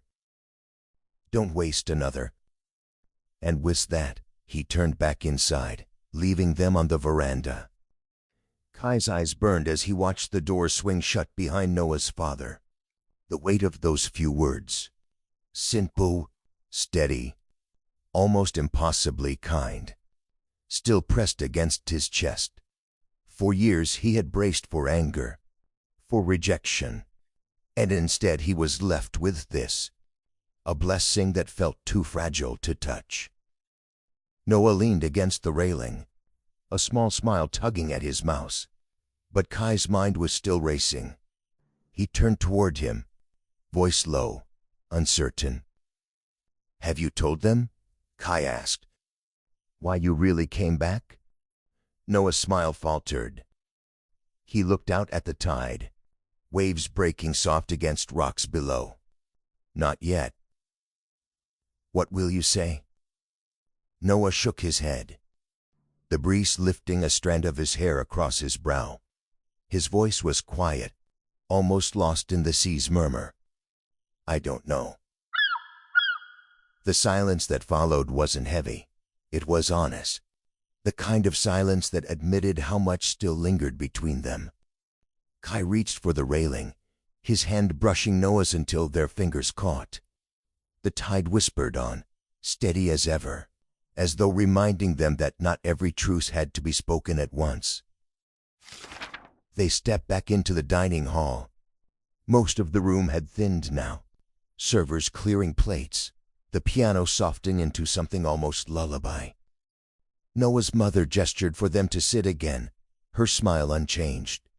"Stay a little longer," she urged. "There's no rush." But Kai shook his head, his chair still tucked neatly beneath the table. "Thank you truly. But I think—" His eyes flicked to Noah, then back to his parents. "I think Noah has something to share, and it should be family time." Noah's brow furrowed, caught off guard, but Kai only offered a small, steady smile. He placed a hand briefly on Noah's shoulder, then stepped back. "I'll see you tomorrow afternoon." Kai turned toward the door, the murmur of voices soft behind him. Before he stepped out, he glanced back once. At the table, Noah sat forward, his hands fidgeting against the linen. His mother reached across, folding her fingers over his, steadying him. His father leaned back, silent but present, eyes fixed on his son with the weight that was no longer unreadable. From the doorway, it was only a picture. 3 figures framed by tall windows, the sea bright behind them. The words were lost to the hum of the hall, but the shape of them carried enough. Kai stepped into the corridor, letting the door ease shut behind him. For the first time, he felt the story no longer rested on his shoulders alone. By Monday, the tide of whispers had reached each corner of Eden, and news traveled quicker than the seagulls. At the docks, old men coiling their ropes spoke low, their eyes flicking toward Kai as he passed. By the time Noah stepped into the street beside him, the murmurs had braided into something larger. Kai felt the looks on his back like the weight of a net. But he didn't shrink from them. Not this time. Noah's shoulder brushed his as they walked, steady and unflinching. And the simple act of being seen together became its own kind of defiance. Kai exulted, shaking his head. "Well, guess that answers the question if people noticed." "They always noticed," Noah said, half smiling. Then his expression sobered as Kai looked at him. "And yesterday?" Kai asked quietly. "With your family after I left?" Did they take it well? For a moment Noah didn't answer, his gaze tracing the cobblestones ahead. Then he nodded, the memory flicking across his face. Better than I thought. Mom held my hand the whole time. Dad just listened. Kai's chest eased at that, the knot of worry loosening. Good, he said softly. That's good. The words linger between them, carrying more weight than either admitted. And just as the silence began to stretch, a voice cut through the afternoon air. Noah? Someone called, bright and familiar. They turned and saw Hannah. Hannah? God, it's been forever. She came toward them with a stroller, and the toddler clinging to her side, her smile unchanged from the girl they remembered. Noah returned, eyes dropping to the children. These your boys? Hannah laughed, brushing a strand of her hair from her face. Yeah. Keep me running every hour of the day. Adjusting the toddler's grip on her hand before looking back up to them both. For a moment, they all stood there, the children restless but grounding the scene. Kai found his eyes drawn to them. Something about their innocence softening the edge of the day.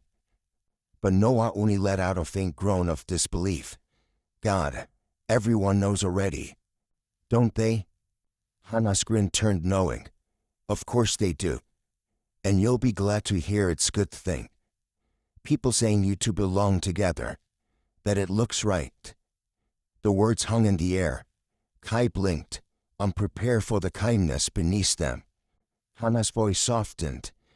And between us, Maddie and I always knew. Back then, we told each other. Just wonder when you'd stop pretending. Noah let out a half laugh, shaking his hand. That sounds like Maddie.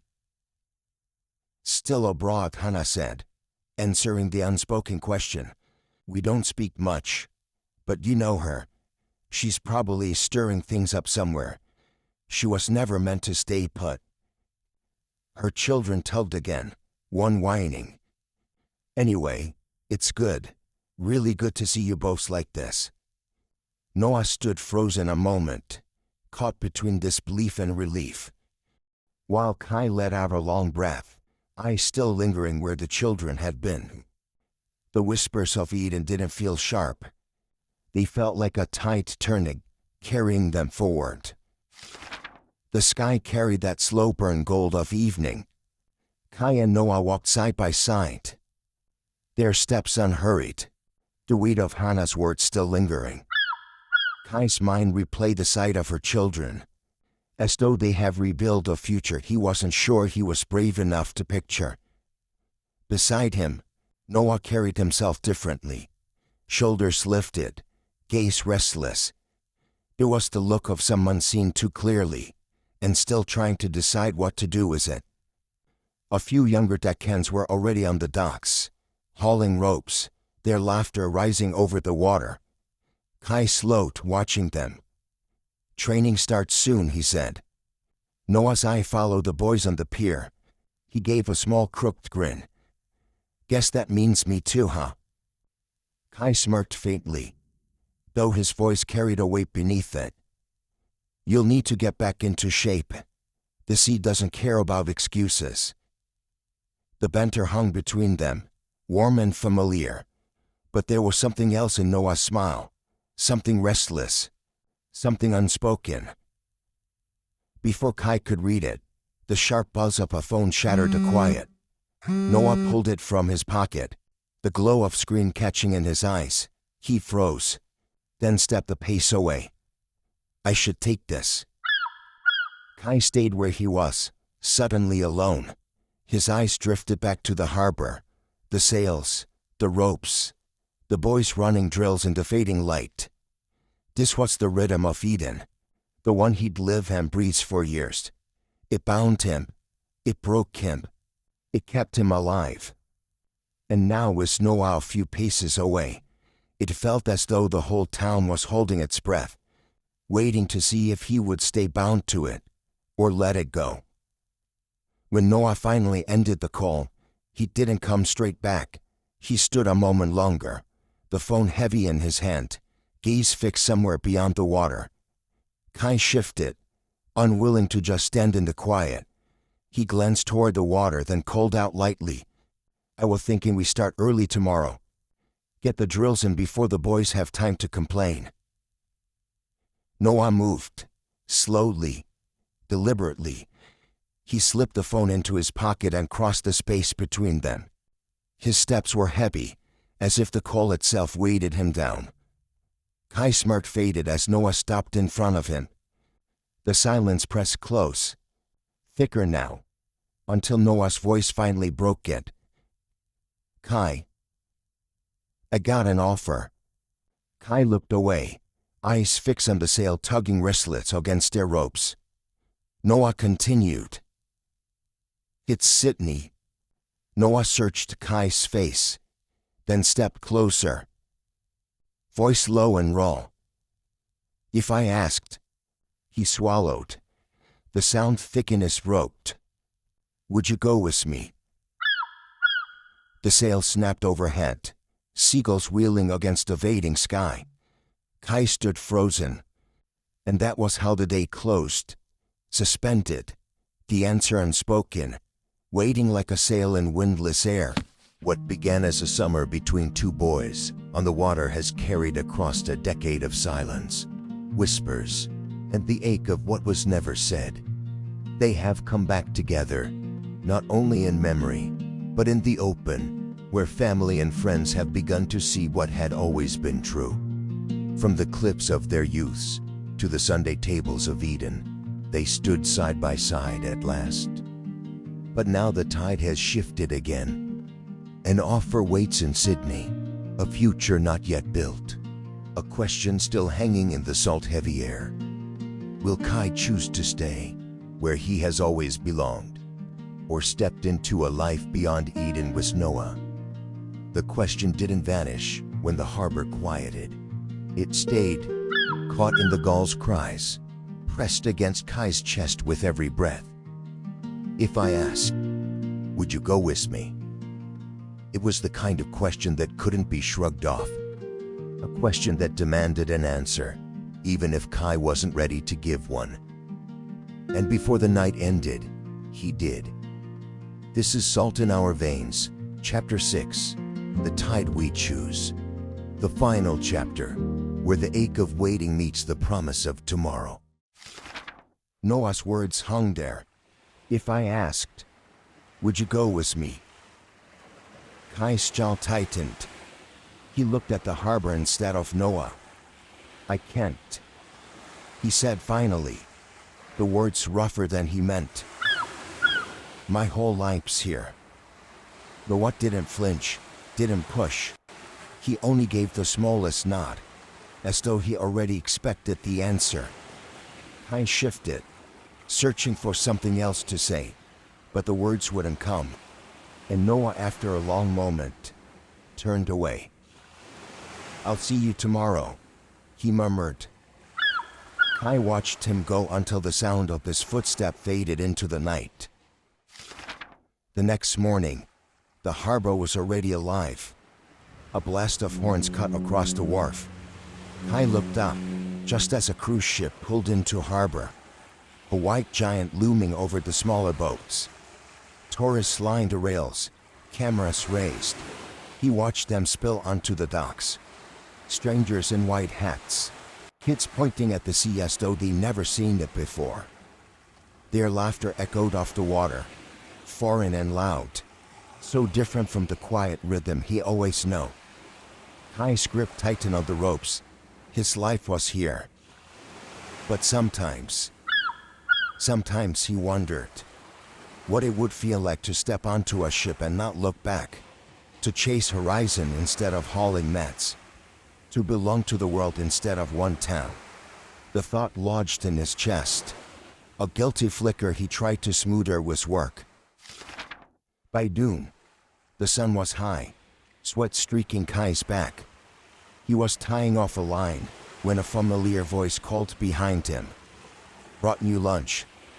Noah stood there with 2 sandwiches wrapped in butcher paper, his shirt sleeves rolled, hair catching the light. He didn't push, didn't mention last night. Thanks. Their eyes met for a moment, steady, lingering, before Kai looked back down at the bread in his hands. They ate quietly. Every so often, Kai felt Noah's gaze on him, patient and searching. And each time he forced himself to focus on the ropes coiled at his feet. When the food was gone, Noah brushed his palm clean, still watching him. "You'll wear yourself out," Noah said lightly. "Work doesn't wait. I need to finish this." Noah didn't argue.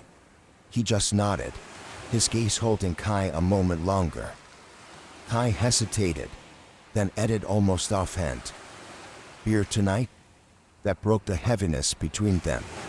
Noah's mouth curved, quick but real. "Yeah, tonight." Kai watched him walk down the pier, then looked past him to the cruise ship easing back from the dock. It's that crowded with waving passengers.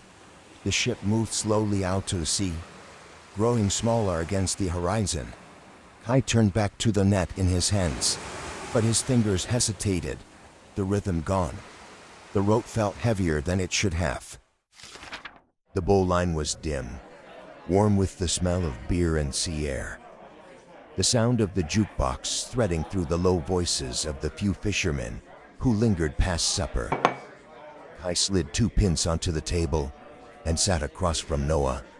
The foam traced slow rivers down the glass. Neither of them said the word Sydney. They filled the first stretch with safer talk. Noah asked a question here and there, nodding, smiling at the edges, though his eyes held something heavier than his voice. At some point, Noah leaned forward, his elbow against the table. His eyes caught Kai's, a spark of mischief breaking the careful distance. "You smell good." Kai blinked, almost choking on his beer. "I smell like rope, sweat, and a day under the sun. That's not good." "That's what makes it good," Noah said, grin tugging wider. His voice dipped lower, almost playful, almost serious. Kai looked away too quickly, heat climbing his neck. He muttered something about the jukebox being off-key, but Noah didn't push it further. The conversation circled on. They talked more with pauses than with words, silences that stretched long enough to feel like confessions. More than once, Kai felt Noah's eyes on him, lingering. Each time, he took a longer drink than necessary, the bitterness of the beer doing nothing to steady him. The bartender flashed the lights once, the bowline's gentle way of saying, "Last orders," then home. Noah tipped his chin toward the door. Kai nodded. They drained what was left and stood. For a second, as they reached the doorway, their shoulders touched. Neither moved. Outside, the night took a deep breaths around them. The street was mostly dark, just a string of low lamps. Kai glanced at Noah, at his open shirt collar, at the way the lamplight caught on the edge of his jaw. He heard himself say, "Race you." Noah blinked, surprised into a laugh. "You'll lose." "Big talk for a city boy," Kai said, and then he took off. Their feet slapped the quiet road, both of them stumbling on their first sprint, then finding a rhythm that had more to do with being 17 than anything they'd trained since. Noah tried to cut a corner. Kai's shoulder checked him with a grin and kept going. "Cheater," Noah panted. They barreled down the end of the block where the road met the low wall by the wharf. Kai slapped the stone first and doubled over, hands on knees. Noah stopped a step later and leaned on the wall, laughing, head tipped back to the stars. Kai wiped a forearm over his face, heat in his cheeks that wasn't only from running. They stood there, catching breath, trading small insults that landed like touches. Their laughter thinned.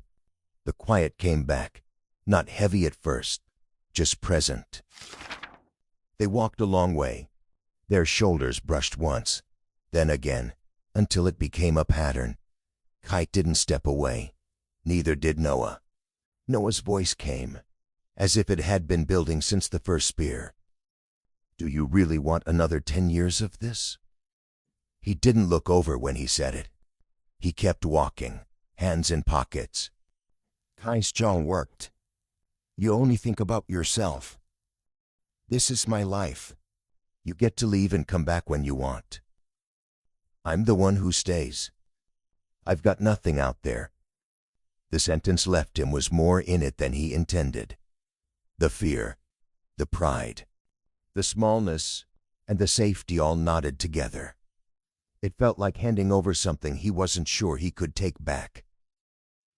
Noah didn't rush his answer. He stepped closer by half a pace. When he spoke, his voice was quiet. You'd have me. The night went very still. The reasons he lined up like fence posts fell over in a row. He forced out, it's not that simple. But even to his own ears, it sounded smaller than these things Noah had placed between them. They started walking again. The road widened. The porch light at Kai's place drew a weak circle on the ground, like it always did. They stopped at the gate. For a second neither moved. Noah's eye held his, steady and searching, not demanding. Kai felt the run still in his legs, and the beer still in his blood, and the ache of 10 years like a muscle he never let heal. Noah stepped in. No warning, no ask. Just a kind of sure pull that said, he knew it could be refused, and did it anyway. His arms came around Kai. Firm, careful. Kai froze for a heartbeat. Then he let himself lean, just a little, and his hands found Noah's back. They stood like that longer than either of them would admit later. Noah's cheek brushed Kai's temple. I care about you. About us. Just think about it. We can build something, if you let me. Kai held on. He wanted to say a dozen things, and none of them were sentences. Noah eased back first. He didn't drop his hands right away. He searched Kai's face. Then he nodded, small as if to himself, and stepped away. I'll see you tomorrow, he said. Kai watched him go until the dark took him. He stood a long time at the gate with his palm still warm from where it had pressed into Noah's back. The tide sounded louder than it had an hour ago. The house behind him was the same house. The road in front of him was the same road. Kai barely slept. Every time his body gave in to the drowsiness, Noah's words stirred him back awake. You'd have me? The line repeated. When dawn edged over Eden, he gave up. He pushed himself upright, sat on the edge of the bed with his face in his hands, and exhaled into the stillness of his room. The routine carried him like it always did. Bread was a thin scrape of jam. Coffee strong enough to keep his hand steady. His mother's shoes were already gone from the mat. She left early, as she often did. Kai pulled on his work shirt and stepped out into the chill that clung before the sun took hold. He walked toward the docks. He slipped into the familiar rhythm, checking ropes, testing knots, mind half on the work and half far away. Is this it? He wondered, watching the water slap the pilings. Is this how it always be? Nets, sails, lessons, bread, coffee, harbor, the same sunrise, the same silence. For years, that question hadn't mattered. This morning, it pressed harder than the tide. Noah woke on the sound of knuckles on his door. His mother's voice followed. You still asleep? It's nearly noon. He groaned into the pillow, his body aching in ways it had him for years. Not the beer. That had burned off long ago. It was the run. The sprint through Eden streets. The laughter that had carried him harder than his legs were ready for. He felt it in every stride of muscle, like he borrowed his 17-year-old self and had to pay it back. By the time he dragged himself down the stairs, his mother was already dressed to go out, earrings catching the light as she adjusted her scarf. She smiled at him, shaking her head. "Lunch is on the table. I made enough for you and your father. Don't let it sit." She kissed his hair, slipped on her shoes, and was gone, leaving the door to click shut behind her. The kitchen smelled of bread still warm from the oven. Pan-fried fish, the sharp cut of pickled onions. His father was already seated, shoulders squared, his own plate half full. Noah chewed slowly, not sure whether his father would say anything. He had grown up with silence from him, the kind that said more than words, but left everything unsaid. Halfway through the meal, his father set down his fork. His eyes were steady when they met Noah's. "If something matters," he said, voice low, "you don't wait on it. You already lost enough years." Noah froze, a slice of bread halfway to his mouth. "Roots keep you steady," his father went on. "Don't let fear trick you into wasting what you believe in. Not again." The words landed heavier than no one expected. Not just advice, but something closer to an unburdening. His father had never spoken this way to him before. Not about life. Not about love. Then his father leaned back, folding his arms. "Since you're leaving in 3 days, we've spoken with Kai's family. They'll have us for dinner tomorrow, Saturday." He paused, letting it sink in.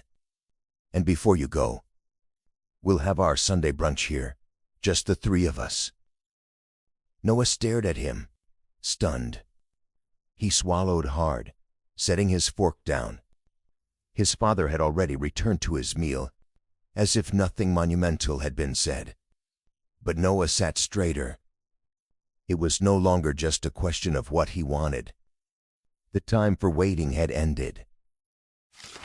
Noah stood under the shower longer than he meant to, water sliding hot over his shoulders, pooling at his feet.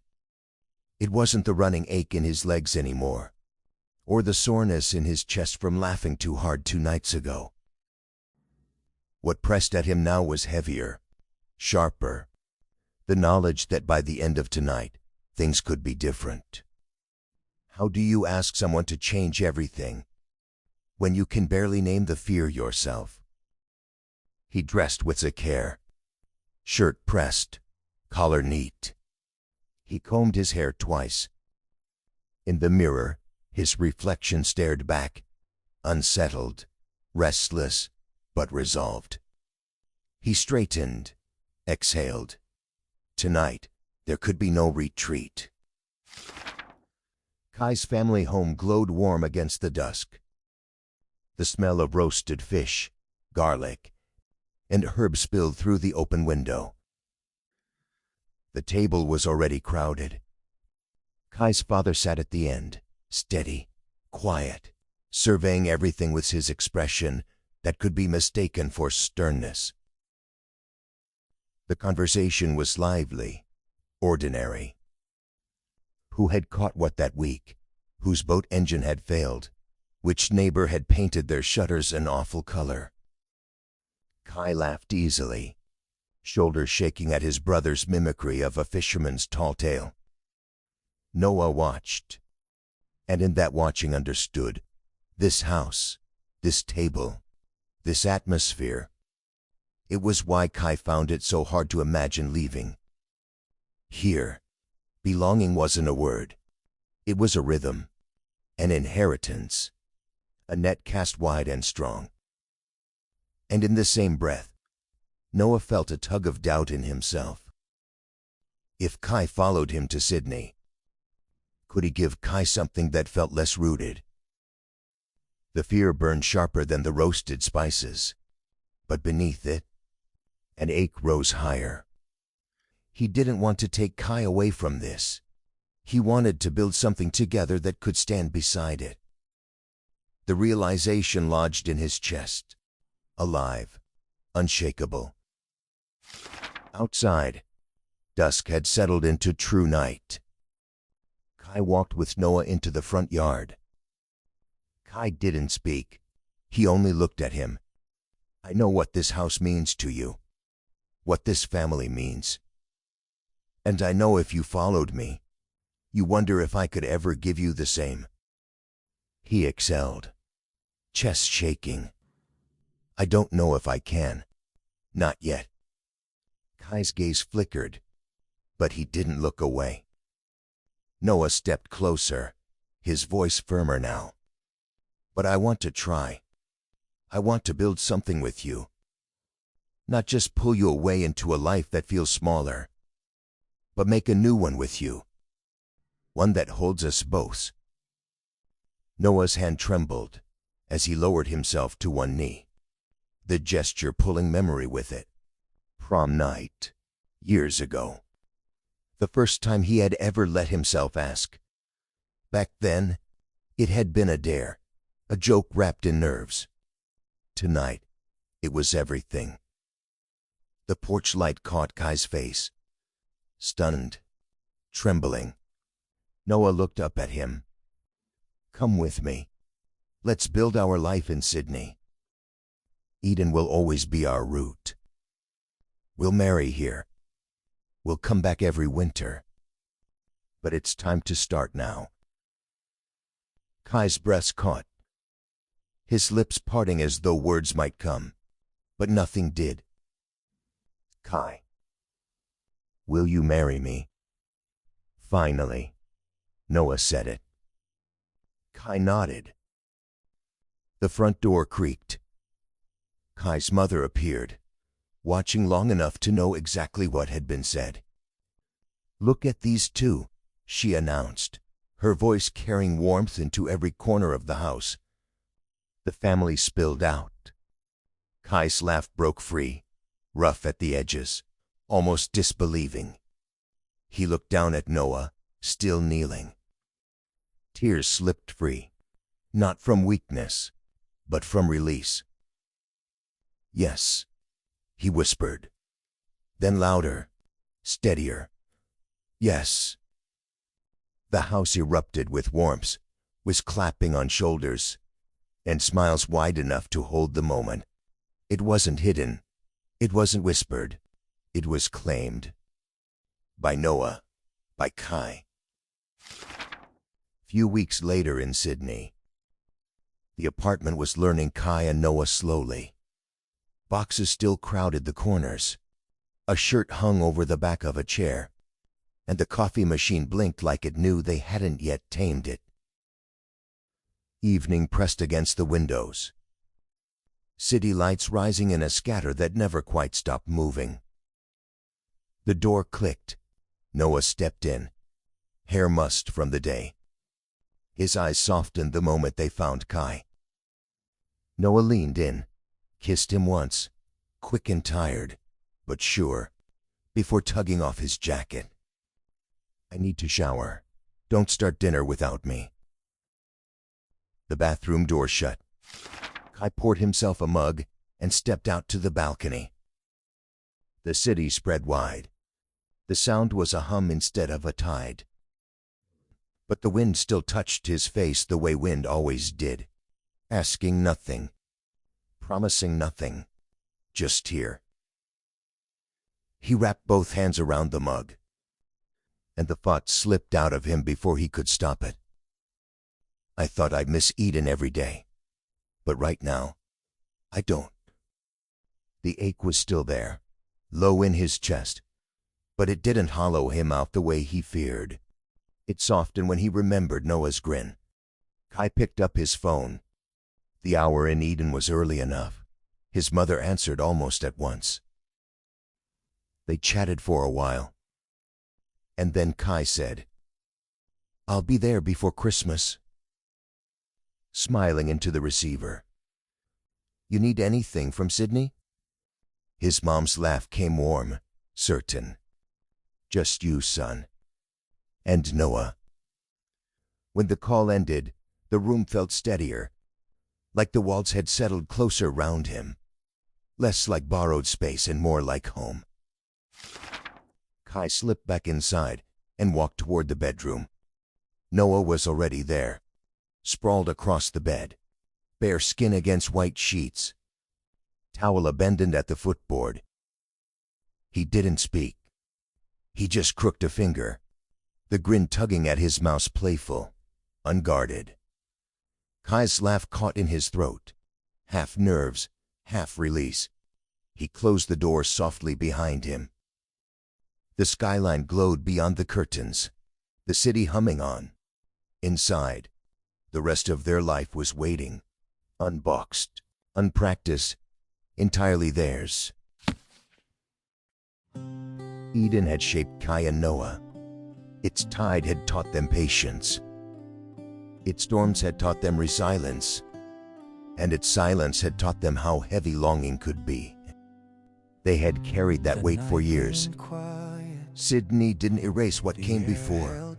It didn't ask them to forget the harbor that raised them, or the house that kept its door open. It only asked that they step forward, into noise, into light, into a horizon wide enough to hold more than one life.